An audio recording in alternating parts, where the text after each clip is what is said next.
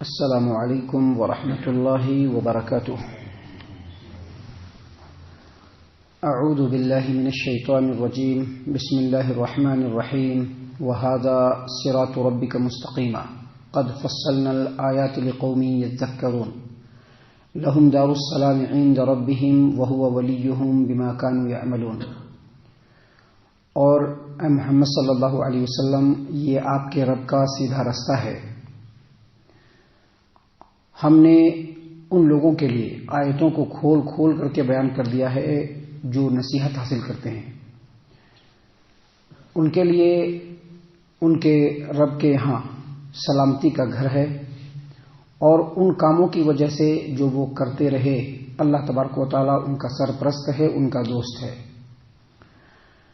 محترم سامعین کرام، سورۃ الانعام سورہ نمبر 6 اور اسی سورت سے آیت نمبر 126 127 اللہ تبارک و تعالیٰ نے 126 127 آپ کے سامنے تلاوت کی گئی، اور دونوں آیتوں کا ترجمہ بھی اللہ تبارک و تعالیٰ کے اذن سے، توفیق سے آپ کے سامنے پیش کیا گیا. اس سے پہلے جو آیتیں آپ کی خدمت میں پیش کی گئی، ان آیتوں کے اندر اللہ تبارک و تعالیٰ نے جو گمراہی کی روش پر چلتے ہیں ان کا ذکر فرمایا، اور وہ لوگ جو اللہ تبارک و تعالیٰ کے رستے سے روکتے ہیں ایسے گمراہوں کا ذکر کیا. اب اس کے بعد اللہ تبارک و تعالیٰ اپنے فضل و شرف، اس فضل و شرف کا ذکر کیا جس کے ساتھ انہوں نے اللہ کے نبی صلی اللہ علیہ وسلم کو دین حق اور سلامتی کا راستہ دے کر کے بھیجا. سامعین کرام، اللہ تبارک و تعالیٰ نے واضح طور پر کہا وَهَذَا صِرَاطُ رَبِّكَ مُسْتَقِيمًا، یہ آپ کے رب کا سیدھا رستہ ہے.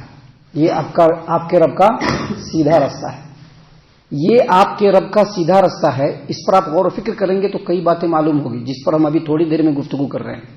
لیکن سب سے پہلے بتلا دیں کہ اللہ تبارک و تعالیٰ کا نبی صلی اللہ علیہ وسلم کو مخاطب کر کے یہ فرمانا کہ یہ آپ کے رب کا سیدھا راستہ ہے، اس کا مطلب یہ ہے کہ اللہ تبارک و تعالیٰ نے نبی کو یہ فرمایا کہ جو دین اسلام ہم نے آپ کو دے کر کے بھیجا یہی آپ کے رب کا سیدھا راستہ ہے. جو قرآن ہم نے آپ کے اوپر نازل کیا ہے یہی آپ کے رب کا سیدھا راستہ ہے. گویا یہی صراط مستقیم ہے. اس کے علاوہ جو راستہ ہے وہ صراط مستقیم نہیں ہو سکتا. اس کے علاوہ جو کتاب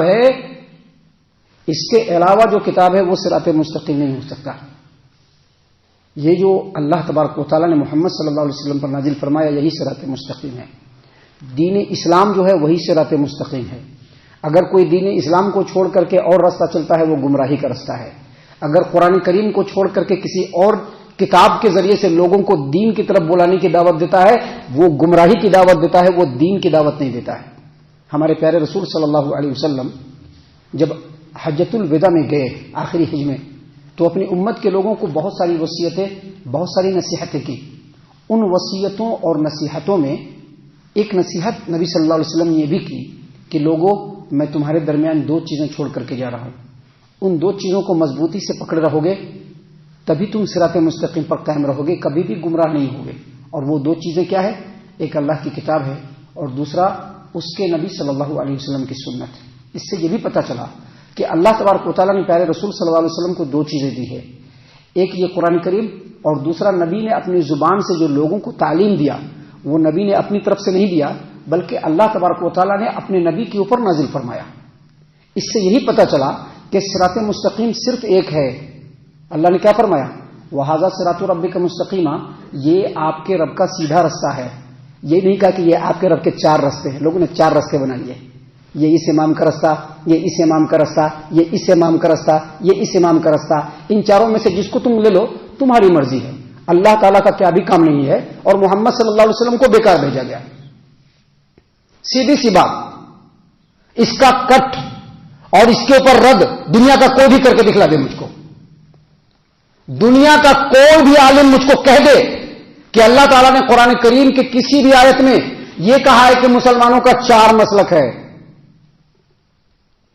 اللہ کے رسول صلی اللہ علیہ وسلم کی پوری حدیث کو اٹھا کر کے دکھلا دے اور اس میں یہ بتلا دے کہ اللہ کے رسول صلی اللہ علیہ وسلم نے فرمایا ہو کہ مسلمانوں کے چار رستے ہیں. ایسا کسی بھی آیت میں نہیں, ایسا کسی بھی حدیث میں نہیں. اللہ تبارک و تعالیٰ نے کلیئر فرمایا وَهَذَا صِرَاطُ رَبِّكَ مُسْتَقِيمًا, اے محمد صلی اللہ علیہ وسلم یہ آپ کے رب کا سیدھا رستہ ہے. اور اس کی تفسیر میں مفسرین نے کہا کہ یہ جو دین اسلام ہے دراصل یہی سیدھا رستہ ہے, یہ جو قرآن کریم ہے دراصل یہی سیدھا رستہ ہے. جو اس سے ریلیٹڈ ہوگا وہ سیدھا رستہ ہوگا, جو اس سے ہٹ کر کے ہوگا وہ سیدھا رستہ نہیں ہو سکتا ہے. اور اس کے بعد آگے اللہ نے فرمایا قد فصلنا الآیات, ہم نے آیتوں کو کھول کھول کر کے بیان کر دیا ہے. کن لوگوں کے لیے؟ لعلہم یذکرون, جو نصیحت حاصل کرتے ہیں. سننے والے تو بہت سارے لوگ ہیں, سنتے ہیں, ہمیشہ سنتے رہتے ہیں, لیکن یذکرون جن کے اندر بصیرت ہو, کھوپڑی کہتے ہیں نا, بھیجا, جس کے اندر بھیجا ہو, سمجھنے کی صلاحیت ہو, جو سمجھ سکتے ہو یا جو سمجھنا چاہتے ہو, ان لوگوں کے لیے اللہ تبارک و تعالیٰ نے آیتوں کو کھول کھول کر کے نازل کیا ہے. اللہ نے فرمایا قد فصلنا الآیات, ہم نے آیتوں کو کھول کھول کر کے بیان کر دیا ان لوگوں کے لیے جو نصیحت حاصل کرتے ہیں. وگرنہ سننے والے تو دنیا میں بہت سارے ہیں, جو سنتے ہیں, اس کان سے سنتے ہیں, اس کان سے نکال دیتے ہیں, ہو گیا خلاص, سن لیا نا, ہو گیا بس. کریں گے وہی جو ہمیشہ سے من موجی کرتے ہوئے چلے آئے. یاد رکھیے جو قرآن کا رستہ ہے وہی جنت کی طرف لے جانے والا ہے, جو نبی کا بتایا ہوا طریقہ ہے وہی جنت کی طرف لے جانے والا ہے. ان کو چھوڑ کر کے دوسرے رستوں سے جنت کو تلاش کرنا یہ بیکار کی بات ہے. جیسا کہ پچھلی آیت کریمہ میں اللہ تبارک و تعالیٰ نے بیان فرما دیا کہ کأنما یصعد فی السماء, گویا کہ وہ آسمان پر چڑھ رہا ہے. یعنی جس طرح سے آسمان پر چڑھنا ناممکن ہے, قرآن اور حدیث کے رستوں کو چھوڑ کر, قرآن اور حدیث کے رستے کو چھوڑ کر کے دوسرے رستوں سے جنت کو تلاش کرنا یہ بھی بالکل محال ہے. ایسا ہو نہیں سکتا, جنت مل نہیں سکتی ہے, جنت نہیں مل سکتی ہے. پوری زندگی وہ ماتھا رگڑتا رہے, پوری زندگی نمازوں کے انبار لگا دے, ذکر و اذکار کے انبار لگا دے, لیکن اگر اس کا رستہ قرآن اور حدیث سے ہٹ کر کے اس کو جنت نہیں مل سکتی. اس لیے اللہ تبارک و تعالیٰ نے آگے فرمایا ایسے لوگ جو نصیحت حاصل کر کے اس پر عمل کرنے والے ہیں, دین اسلام کی پیروی کرنے والے ہیں, قرآن کریم کے بتائے ہوئے طریقے پر چلنے والے ہیں, لہم دار السلام عند ربہم, ان کے لیے سلامتی کا گھر ہے ان کے رب کے ہاں. سلامتی کا گھر کیا مطلب؟ جنت. یہاں پر دار السلام کا مطلب جنت, دار السلام کا مطلب جنت. کھلا ہوا ہے, یہ فیس بک میں بھی جائے گا, دنیا کا کوئی بھی عالم سن لے, یہاں پر آڈیو ریکارڈ بھی ہوگا, دنیا کا کوئی بھی عالم سن لے, سن کر کے اس کا رد کر کے دکھلا دے. لہم دار السلام, جو اللہ کی نصیحت کو سن کر کے, اللہ تبارک و تعالیٰ کی آیتوں کو سن کر کے نصیحت حاصل کرنے والے ہیں, لہم دار السلام, ان کے لیے دار السلام ہے, یعنی جنت ہے. کن کے ہاں؟ ان کے رب کے ہاں. ان کے رب کے ہاں جنت کہاں پہ ہوگا؟ قیامت کے روز. ان کے رب کے ہاں جنت کہاں ہوگا؟ قیامت کے روز. قیامت کے روز جنت ملے گی. یہاں پر جنت کو دار السلام کہا گیا. کیوں؟ کیونکہ دنیا کے اندر جو قرآن کریم کا رستہ ہے, جو انبیاء کرام کا رستہ ہے, جو نبی صلی اللہ علیہ وسلم کا رستہ ہے, جو قرآن و حدیث کا رستہ ہے, دراصل وہی دار السلام ہے, سلامتی والا رستہ ہے. یہ دنیا میں, اس دنیا میں جو نبیوں کا رستہ ہے وہی سلامتی والا رستہ ہے.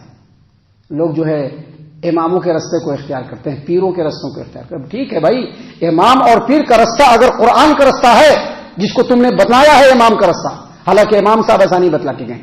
امام صاحب نے کہا ہے کہ جہاں پر قرآن ہو وہاں پر میری بات کو بھی چھوڑ دینا. سبھی امام نے بتلایا ہے, سبھی امام نے بتلایا ہے.